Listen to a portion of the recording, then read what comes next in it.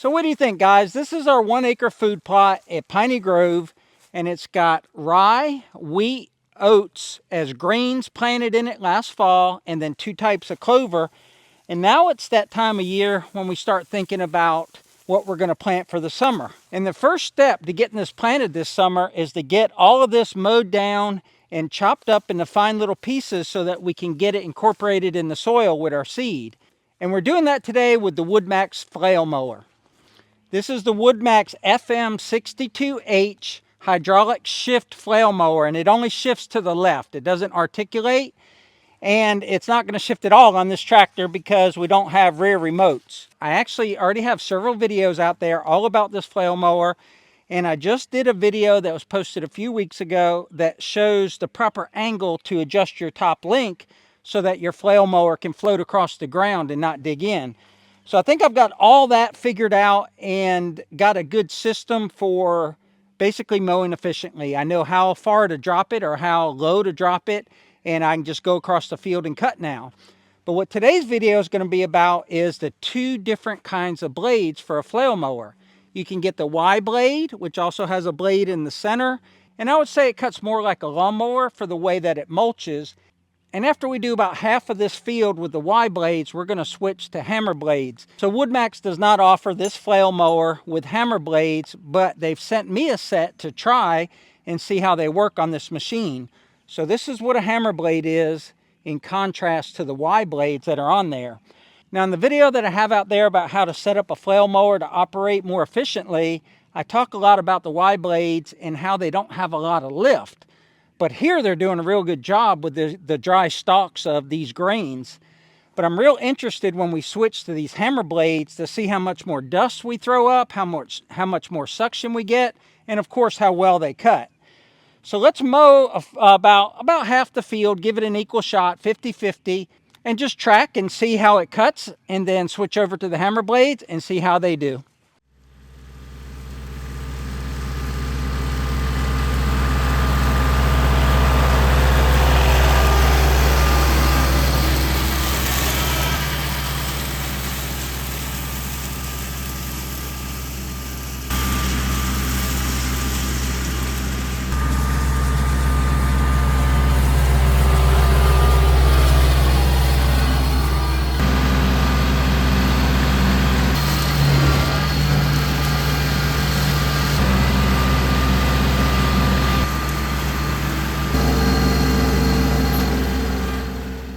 Pretty particular in my fields and getting them prepared for planting, and I'll have to say that I am totally impressed with the way this flail mower left this field.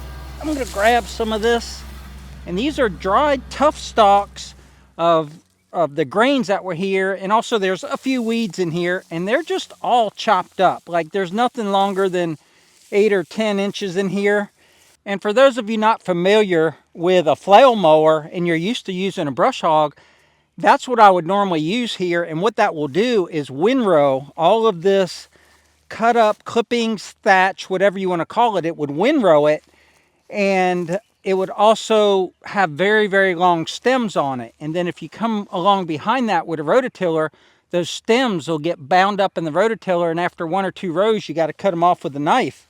But this is completely pulverized. I mean, this is literally like a lawn as far as the clippings. You see them, they're small. It's like chaff out of the back of a combine. And I have 100% confidence I could come in this field with a tiller and I wouldn't have any problem with it binding up. And also it was really, really fun, but I wanted to leave plenty of field for the hammer blades. So before we put the hammer blades on, I want to talk about 2 things with a flail mower. Number 1, and it's written right on it. Matter of fact, I'm going to quote it so I don't get it wrong, because some people may dispute this, but it says, "Do not mow in reverse or damage will occur to your mower." So unlike a brush hog, which you can back up under trees and, back up close to a tree, with this you got to be going forward. Now I've been taking some pretty tight turns with it, not in this field, but in where I mowed earlier today. But in this field, when I came to the end, I would lift it all the way up. I'd keep it running, lift it all the way up, turn around, and then drop it. And when I drop it, I make sure that the top link and the 3-point hitch is kind of in a float position. There's a notch there instead of a hole for the top link pin. So can't go in reverse, and if you can't really go real sharp with your turns. You can turn, you just can't go real sharp with your turns. So those are areas where a brush hog might excel, or at least do it differently. But for me, for this field, this was perfect. Let's go put on those hammer blades. And one thing I forgot, it's really quiet because it's all suspended by bearings. Unlike a brush hog, which has 2 blades that are centrifugally held out, and they're constantly banging around and making noise. It's very quiet. You can see it's very compact, so it takes up less space in your shed. And also, it doesn't seem to require a lot of horsepower. That tractor is a 40 horsepower tractor.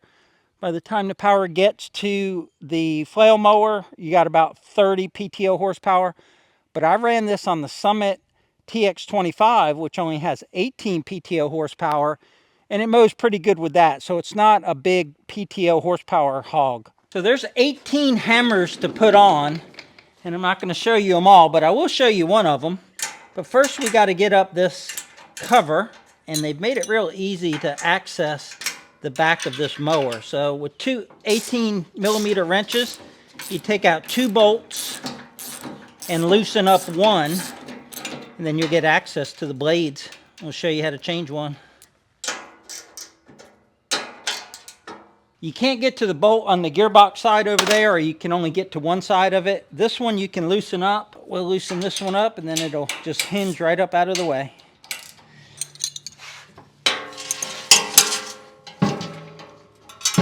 So I'll take a bungee cord and hold that up, because I sure don't want that coming down on me. All right, let me bring you in and show you what a Y blade looks like, figure out the wrench size, and hopefully we can get it with an impact and make this go quicker. Looks like we can get an impact on it, so it's 21mm on one side, and then I'll use an adjustable wrench on the other.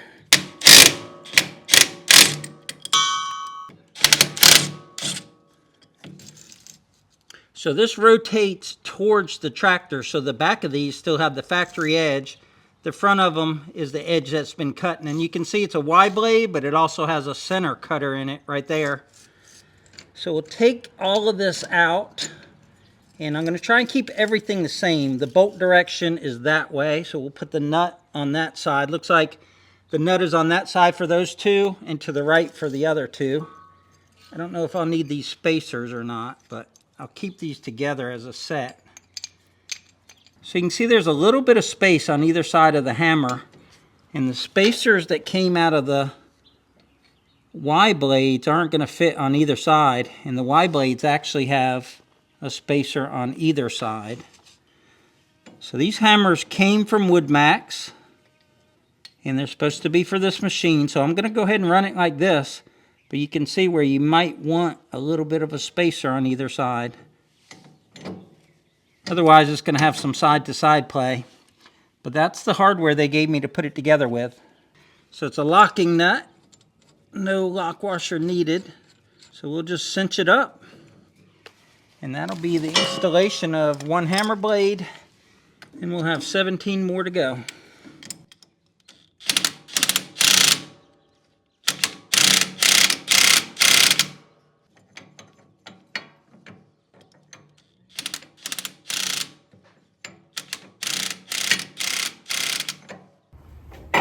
I'm just going to spin it to make sure all the nuts are tight. About 2 threads protruding from each nut. It's going to be a lot noisier, I think. All right. Let's put this cover on. Go back to the field and check out these hammer blades.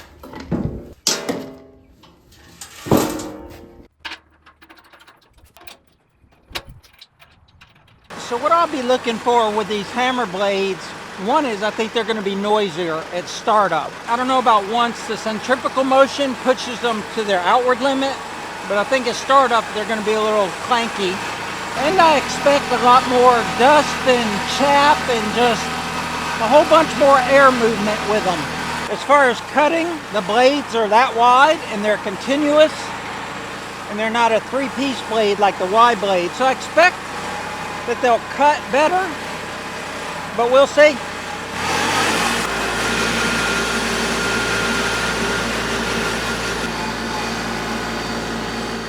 So a disclaimer before I get started, WoodMax does not currently offer this flail mower with these hammer blades. This is a test, and if you go online and they're not there yet, that means they don't authorize them.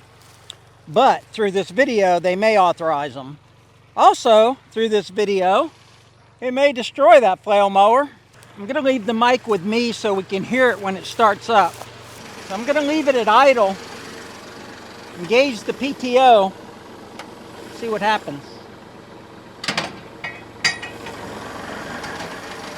Not bad. It was not clanky at all. There's more vibrations than before. So I got it in float mode with the top link, just like I had before.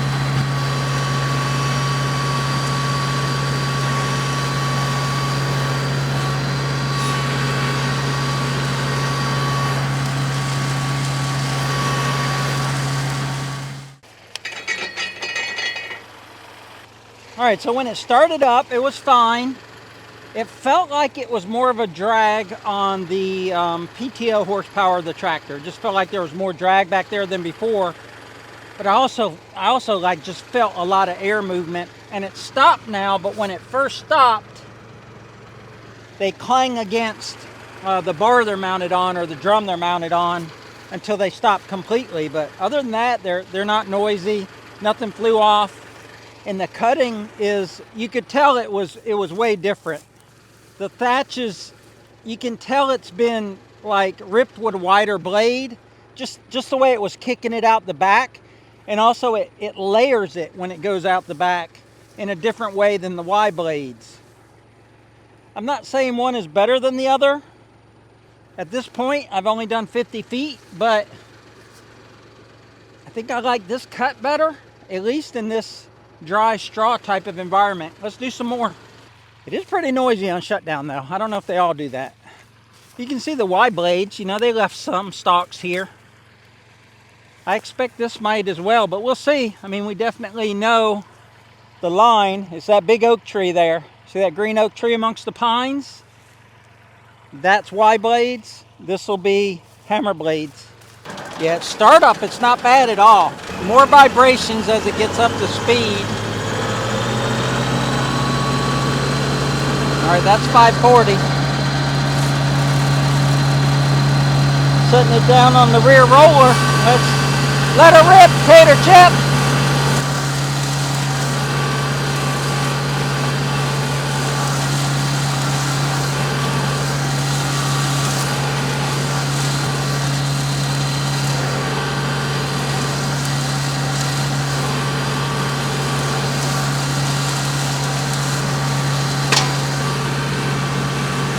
You can hear it hitting rocks.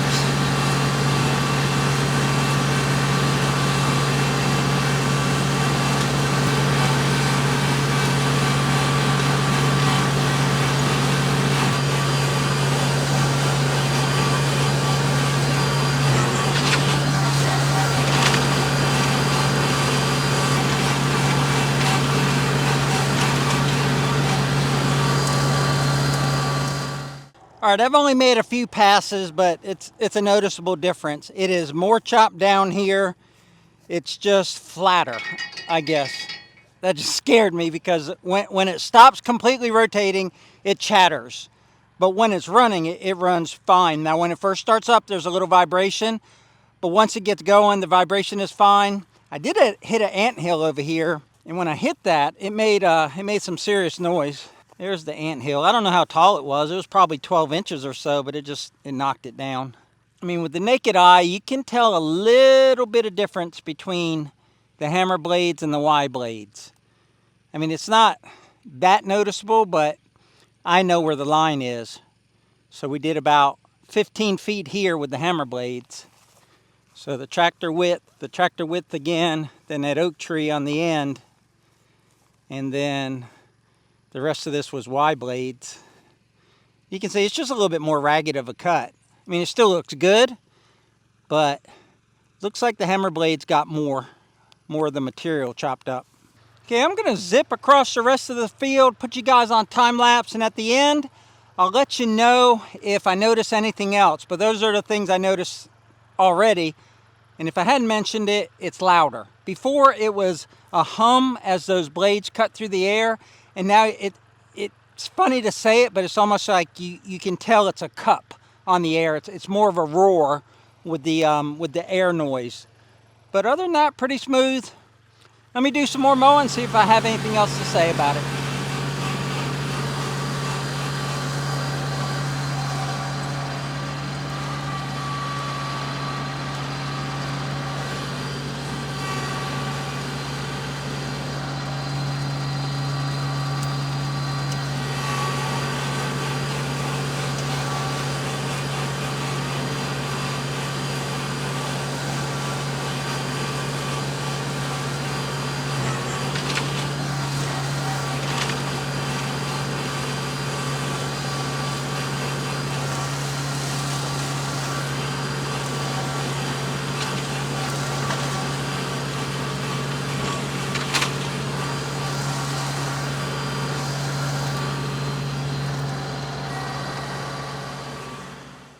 What to say about hammer blades? They're awesome. I think now that I've done the whole field, I can look across it and I can tell where I stopped with the Y blades and where I started with the hammer blades. And I also feel like they got quieter, like there was a real loud tornado-like wind noise, and it's still louder than the Y blades, but I feel like the blades kind of settled in to where they're supposed to spin or something. Also on slow down or stop, when you let it, the centrifugal force just die and the blades just fall against the drum when it's done being powered. There was a lot less clanking at the end too. So all in all, I'm impressed with the hammer blades. I think they did a better cut. They definitely move air and debris a lot more than the Y blades did, because the tractor's covered. I was covered in the operator's seat, and when I picked up the 3-point hitch, it would blow it up, like up under the seat and up into my operator station. So there's definitely a lot more air movement. But 2 thumbs up on the hammer blades. If you're looking for a flail mower, check with WoodMax. I'm going to send them an email tonight and also send them footage from today. And if they want to comment at all, we'll insert it here in the video. But otherwise, a great flail mower. It comes with Y blades, and it may come with hammer blades in the future. But that's going to wrap it up, guys. We sure appreciate you watching. Please join us on our journey. We're trying to get to 200,000 subscribers here at the end of 2025. We're at about 135,000 right now. So if you haven't subscribed yet, what are you waiting for? It's 100% free. And YouTube will let you know when we put out new videos. And we've been putting out about 4 videos a week now that we're full-time YouTubers.